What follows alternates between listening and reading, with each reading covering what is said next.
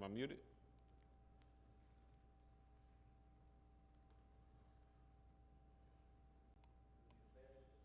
Yeah. Sorry about that. Uh,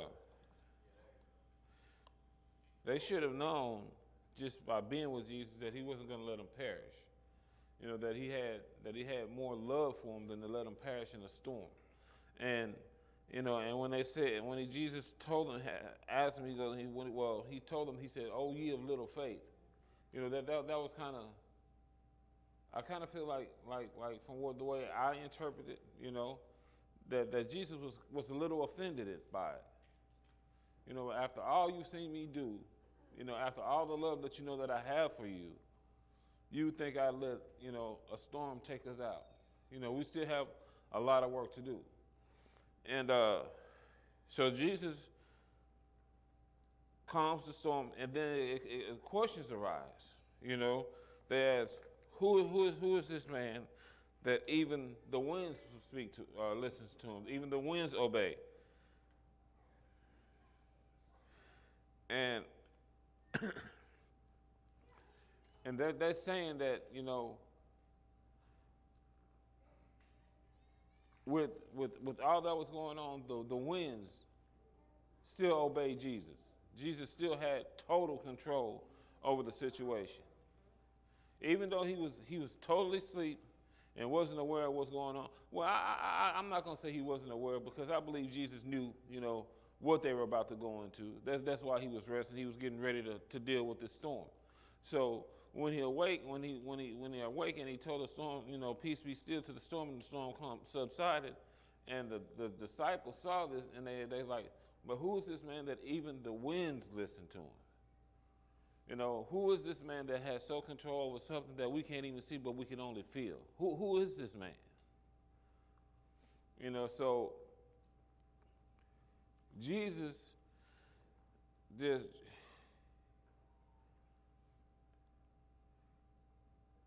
I'm trying to figure out the right way to articulate this to you, but with Jesus just being who he is, Jesus being God manifested in the flesh, was right there with them the whole time. And they're like, who is this? Well, if you think about it, Jesus' daddy is the one that invented the winds. He gave us the wind. He gave us the rain. He gave us the sunshine. He gave us the darkness. He gave us nighttime. He gave us all of that. So Jesus had a direct link to that. So, and the fact that the disciples were shaken, it was kind of offensive to Jesus, because they really didn't know who they were riding with. They really didn't know who was in the ship with them. They really didn't know who was there with them. They didn't realize that they had the ultimate protector. The one that was going to protect all. And they just didn't know this.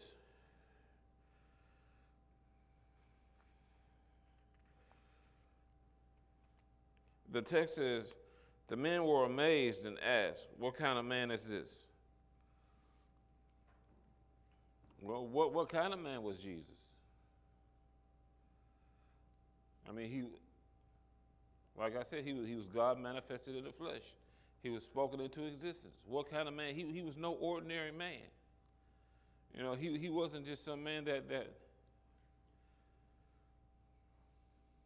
didn't care about his people. He was no ordinary man. He was there, the ultimate provider, the ultimate protector. And he's taking care of his people. He goes, even the wind and the waves obey him. And if we, just what we've experienced in our time, the way storms will come through and just dismantle whole cities, whole towns, and dismantle everything, and they're out there in the water, that's not a safe place to be anyway. When you're out on the water, you're the highest point, you got lightning going on around you, and yet Jesus is sleeping. He's got it all under control. And I guess they're wondering, how can you sleep at a time like this? How can you be so comfortable in a bad situation like this? And Jesus just had the simple fact that Jesus had the simple statement that he know that he can just speak to the winds. he would speak. He could literally speak to it. Peace be still. It's like saying, Brother Holiday, can you grab me a drink of water? Like as we'll find out later on in the Bible, is that he knows everything. He knows about the situation. So he didn't go into it blindly. He knew about the situation. He knew what was about to occur. But in knowing what was about to occur, he also knew how to handle it. So by handling it that way, by being able to relax and being a peace in the midst of a storm, Jesus had all the answers. Now, today, let's transfer how this would work in today. I remember Pastor would tell us all the time, every wind don't bring up a storm, which is true. Every little shakeup doesn't mean some tragedy is coming. But when those little winds come, or whether it's a little wind or a typhoon, we got Jesus that we can actually lean on. We can turn to Jesus and let him comfort us, because he will be that peace during the storm. He will be that equalizer. He will be that stability, the stability that we need in the midst of a storm. So once we learn to trust Jesus, because that's actually, have the faith in Jesus, because that's actually what the subtopic was. Jesus teaches about faith. So once we learn to develop that faith in Jesus, knowing that he's going to be there for us in all situations, no matter how big or how small he was, the situation is, we can always turn to Jesus in these situations.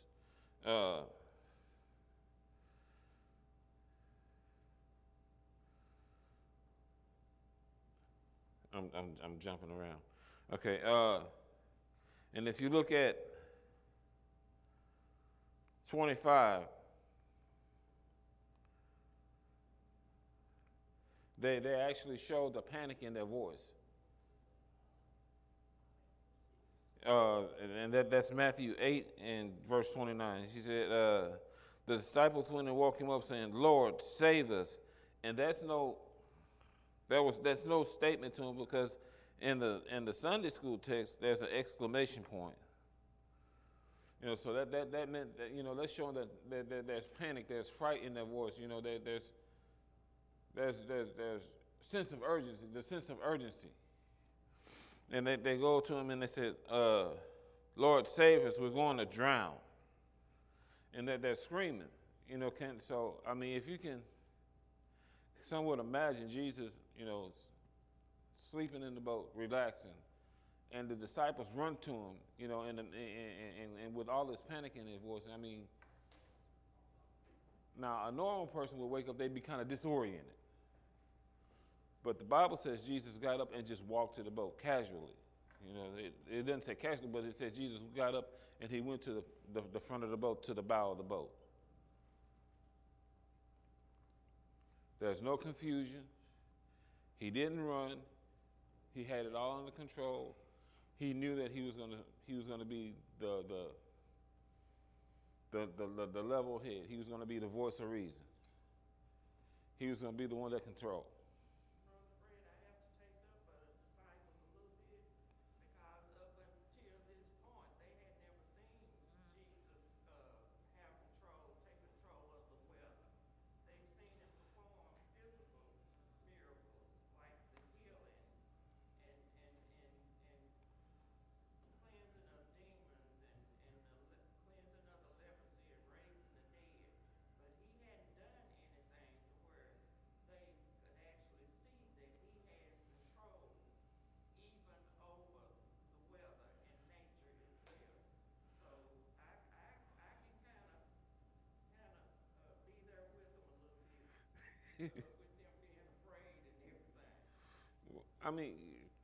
True enough that the storm was a scary situation. But if I see a man raise the dead, if I see a man that raises the dead, if I see a man, when he went to Peter's mother-in-law, touch her on the hand and her sickness go away. You know, I understand. I understand those are physical feats. You know, but that's the guy I want in my corner. You know, and I guess just the way that I was looking at it, as far as his relationship with the disciples, you know, I feel like they should have known. You know, I feel like they should have known who they were working with. You know, I mean, uh,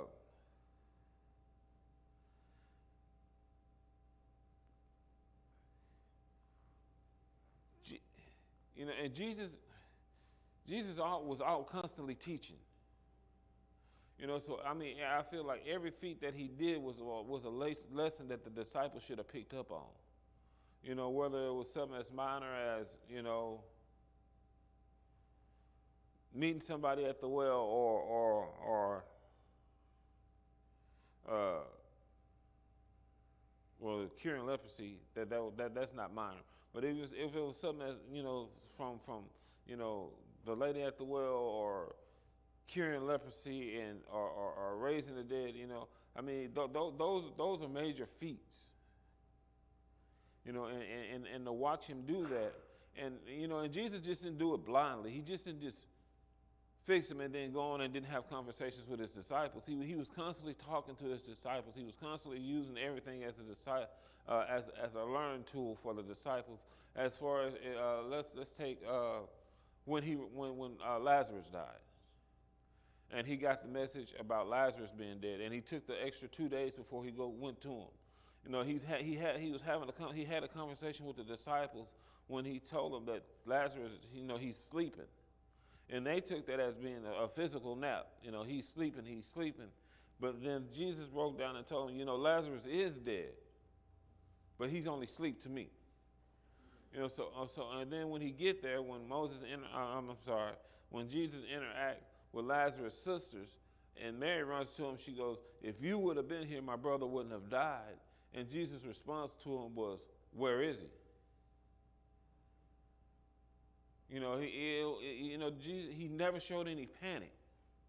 You know, I mean, everything he did, yeah, he had a sense of urgency, but he never showed, he never let him see him sweat. You know, he never showed that he was nervous about anything. He never showed like, oh, what am I gonna do? What am I gonna do? Even when everybody else was swarming around with nervous energy and all that, Jesus was always the calm one. He was always the calm one. You know, where is he? And then he goes to the tomb and he calls Lazarus out.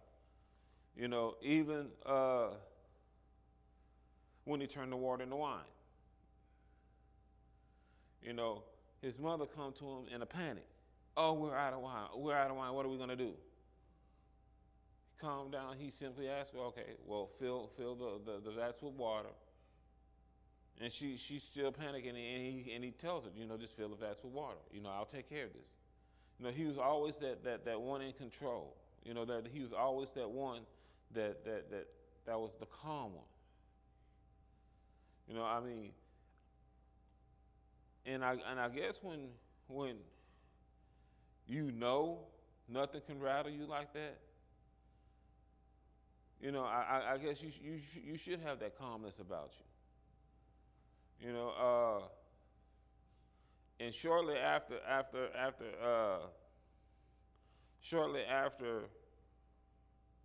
this lesson, he goes on the boat. Once the boat docked, that's when he runs into the two men with the unclean spirits.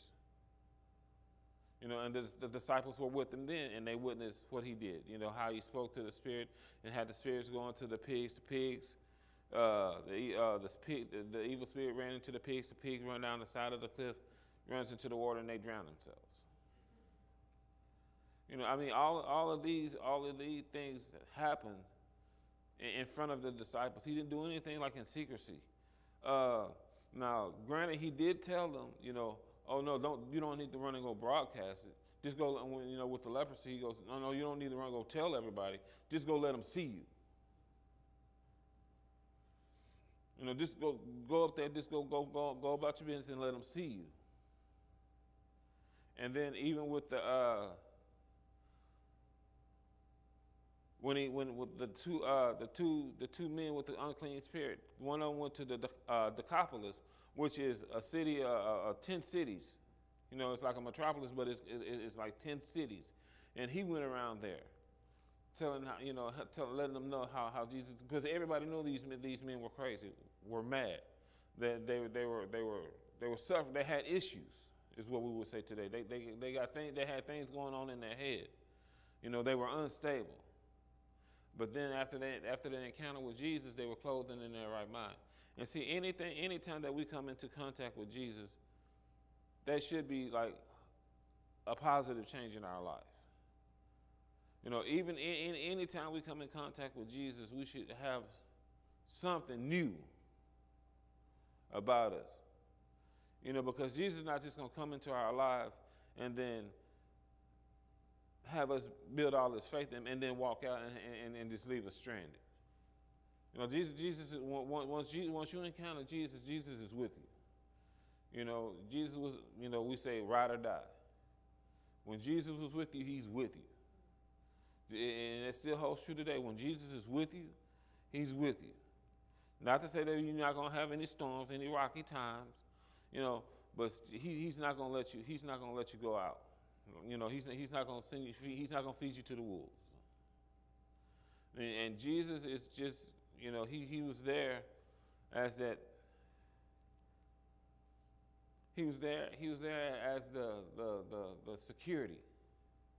You know, Jesus was the protector. He was the provider. You know, when Jesus started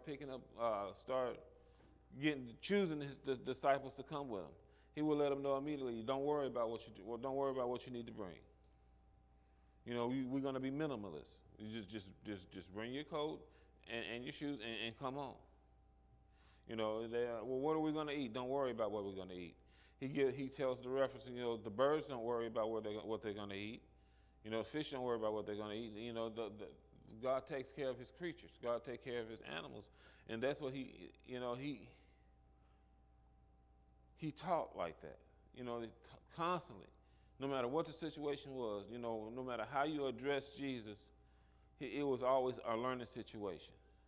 You know, Sunday, Reverend Bendy preached about when they found the woman committing adultery. You know, all those people, they had their mind set on what they were going to do to this woman. You know, they had their mind set, oh, we're going to stone her, let's stone her, let's stone her, let's stone her. Well, Jesus is immediately, he turns that around in a smooth way. You know, he didn't get in an uproar. He didn't raise his voice. He ain't getting anybody's face. He ain't cussing nobody out. He was just writing in the dirt. And he just asked questions. And he asked questions to the people that made them think about themselves. And his last and most powerful question was, you know, who's the ones without sin? If you don't have any sin, go ahead and throw the rock. Go ahead and cast it. Let the ones without sin cast the first stone. And then that set everybody to thinking. Okay, well, what if they find out I did this? Because we all got some sins that nobody knows about but us. You know, there are some sins that people know we do. You know, we all know Sister K is a cusser. You know, but it's some things that we we do that people don't know about, and those are the sins that those people start thinking about. You know, what why would I throw the rock at her? Why would I stone this woman? And then another question would be, where was the man? You know, Reverend Bendy made a bright point on that. You know, if you're going to get caught in the act of adultery, you can't commit adultery by yourself. You know, you can't do it by yourself. You know, and Jesus was just that type of person that he was constantly making you think about your actions. You know, I mean, from the fact that he told the disciples, you know, well, he stated to the disciples, "Oh, ye of little faith." You know, that made the disciples think about, okay, he did this, he did that, he did this for us. You know, and then they start to call in the question, okay, well, who exactly is this Jesus? Who exactly is this man that we're with that he can control the winds and the waves? Who exactly is this man? And the longer they stayed with Jesus, the more questions they got answered. Not because of Jesus was talking and bragging and boasting about himself. It's because his actions spoke. His actions that he had, his lessons that he taught, spoke for themselves. Even all the way up to the fact of his crucifixion. When he was in front of the Caesars and they were asking him all these questions, Jesus just sat there and he says, "Well, who do you say I am?" Jesus didn't stick out his chest and say, "Oh, I'm the Messiah." He didn't do that because he was so humble. Jesus was so humble, yet he was so powerful. And he had every right, Jesus being Jesus had every right to walk around with his chest poked out, but he was humble. He showed every dynamic of humility, every dynamic of being, love, demonstrating the fact that even by him loving his enemies, the way he loved his enemies. Jesus was the prime example of love. Jesus was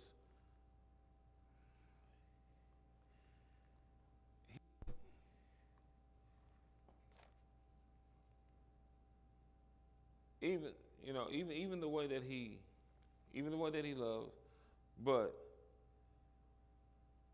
he never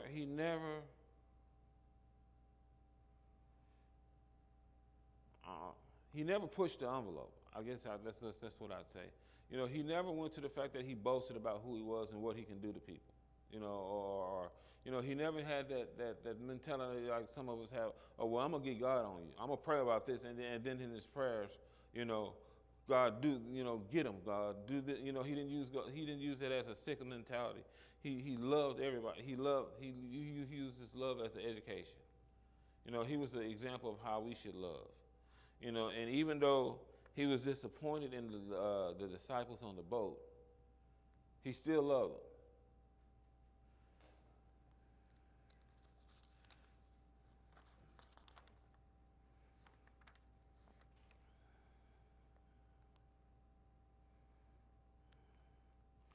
And with the confusion as of who Jesus was,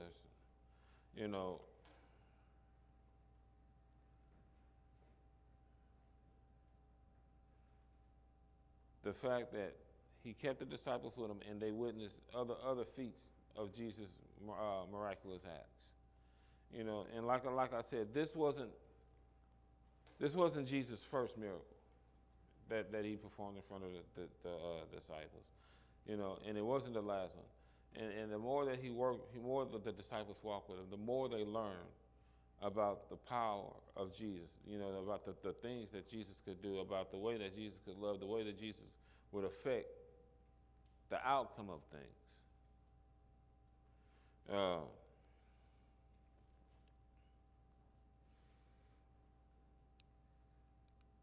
And the way Jesus approached his disciples, he approached them with kid gloves. He spoke to them as he was direct, but he was firm. He told them the way what the way it was. Jesus would talk. He would teach a lot. He would talk a lot in parables.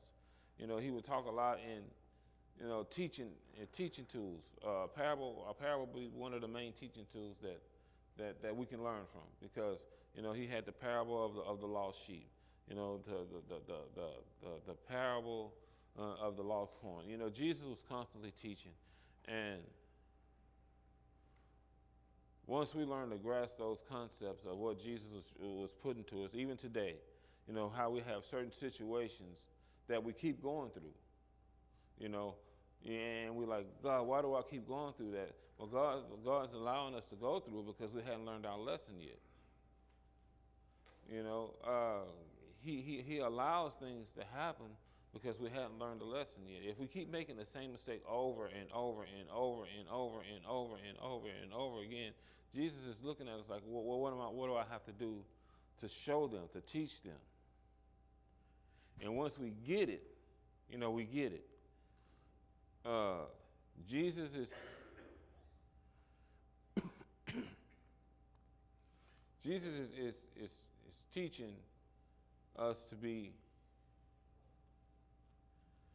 loved through his examples.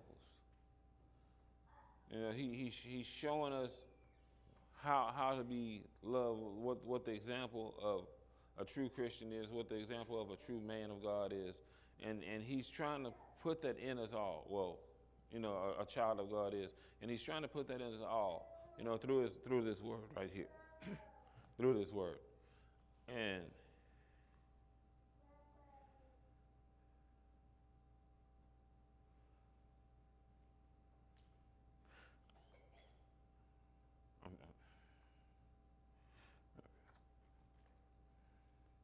now what?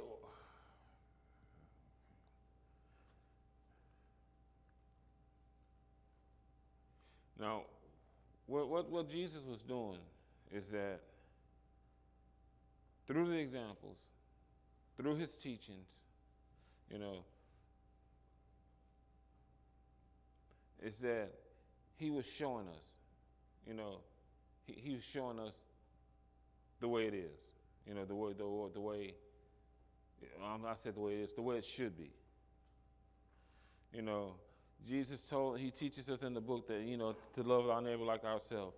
Well, we wouldn't hurt ourselves, and that was one of the things that he demonstrated in the storm. Well, Jesus is on the boat with the disciples, and he's not going to hurt himself. He's not going to let the storm take out his disciples. He's not, he was there in complete control.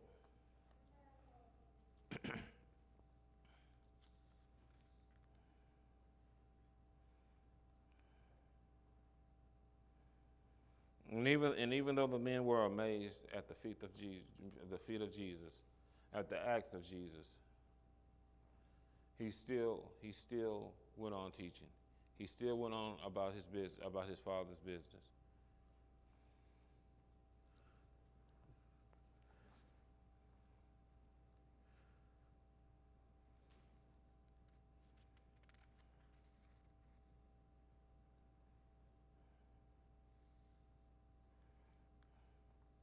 And if you have your Sunday school book,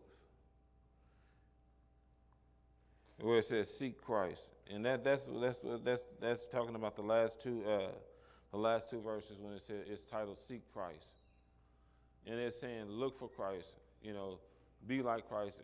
When you're in a bad situation, turn to Christ. It's basically telling us, who to turn to, where the solution is, and how to go about dealing with the situation. So once we learn to seek Christ, I think it's Matthew 6:33. It says, but seek Christ first is one of the lessons that he's telling us. Seek Christ first. And and in the lesson, it's telling us when you get in trouble, it's time to seek Christ. It's time to turn to Christ.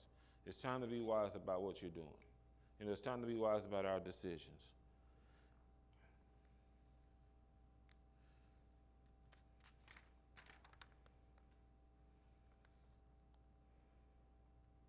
And if the winds and the waves can obey Jesus, then why can't we? I know it's easier said than done about giving total commitment to God and Jesus about it, but that's what it has to be. It has to be total commitment. We have to be all in when it comes to listening to the word, being committed to the word. We have to be all in.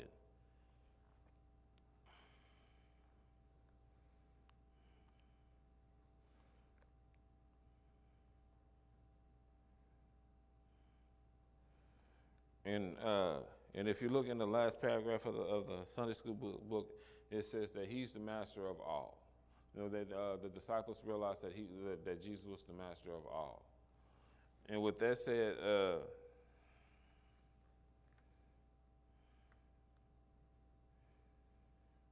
it says he's the master of all. He's able to prevent storms, physical and spiritual, from coming. But in this case, in the text, He often chooses not to remove the storm, but wishes that we seek Him and trust Him as we endure the storm. For He is able to keep us through the storm. And that's what He was demonstrating, that He wanted the disciples just to turn to Him, understand that He's going to keep us through the storm, and that He's going to prevent us the harm. Now, it's not that we're not going to experience storms. It's just that we need to turn to Him in the course of a storm. Is there any questions about tonight's lesson?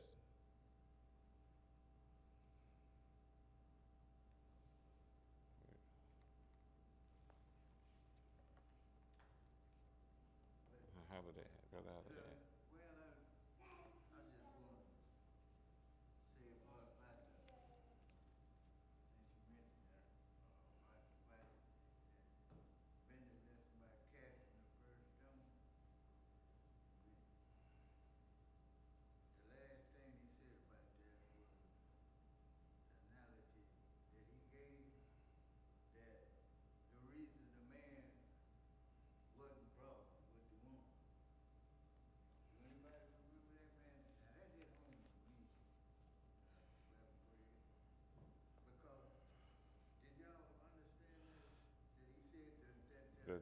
The woman was the representative of the church, and the man was the bridegroom. And Jesus is eternal, is always faithful. And the one was your church, exactly.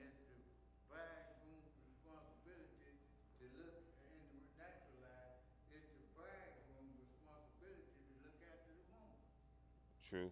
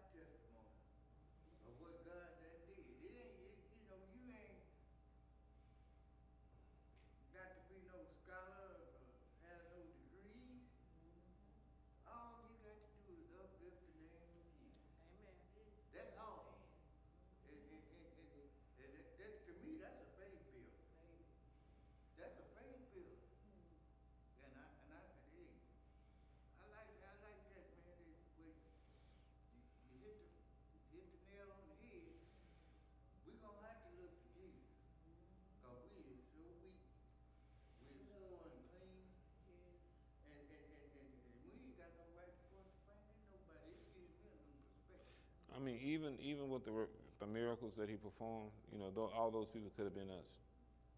I mean, all those people could have been us. Yeah. Especially the man with the two men with the unclean spirit. I mean, how many times have we demonstrated ourselves of having an unclean spirit?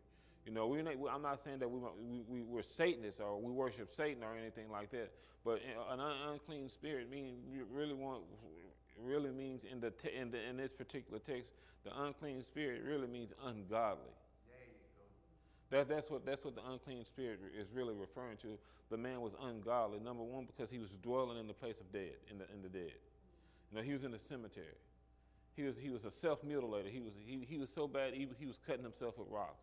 Townspeople tried to shackle him. He broke shackles. And we can't go into spiritual warfare with a physical mindset. We just can't do that because we setting ourselves up for failure. And that's what the shackles were. Those are physical restraints. But until that man ran to Jesus and he fell at his knees and he actually asked Jesus, why? What business am I to you? Why are you even here? But number one, that shows one thing. That shows that he knew who Jesus was. Even the demons, they knew who Jesus was. They knew the fact that they were staring greatness in the face. We call a lot of people the GOAT. Jesus was the GOAT. They ran to him, and he just didn't run to him and bow and stand up to him. He fell to his knees at Jesus' feet. And then number one, he asked Jesus not to torment him, not to torture him. But yet, look at what he was doing to this poor man. Had this man howling at the moon and barking at the sun. Just had him out there all kinds of messed up. I mean, they said the Bible said he was at the point to where when he was in the cemetery, he was cutting himself with stones. But all it took was that one encounter with Jesus, and he was set on the right path. And Jesus could have easily condemned the man with the Spirit. Because sometimes, we deserve a little bit more stiff punishment than we get. Thank God for grace and mercy. But with that being said, when he encountered the man and even the spirit, Jesus even showed the spirits, the evil spirit. He even showed them mercy, because of what the spirit asked. Oh, can you put me in those pigs over there? So what Jesus do? He put him in the pigs. Now it was the pigs' actions that caused them. Because when the evil spirit got into them, they just took off running and they killed themselves. And the thing is, the pigs, they refused to swim because pigs know how to swim. And they refused to swim. So, I mean, you can sink or you can swim. So they drowned themselves. And a lot of times that's what we do. We get so engulfed in our sin to where we drown ourselves in our own sin. Jesus gives us an escape. The pastor was talking about Exodus.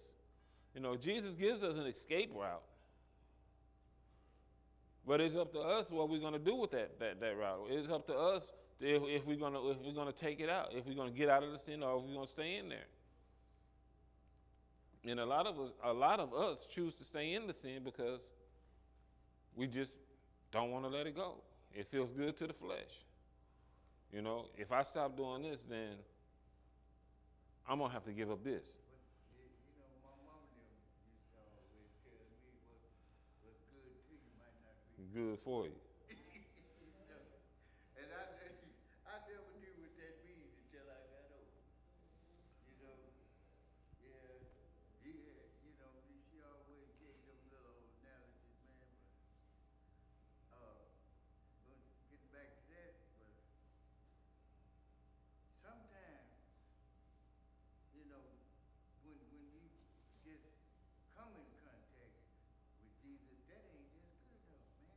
You got to keep your eyes on him. But that's the good thing about. But that's the good thing about Jesus. You got to keep your eyes on him. If you just come in contact, just like I meet you at church and shake your hand,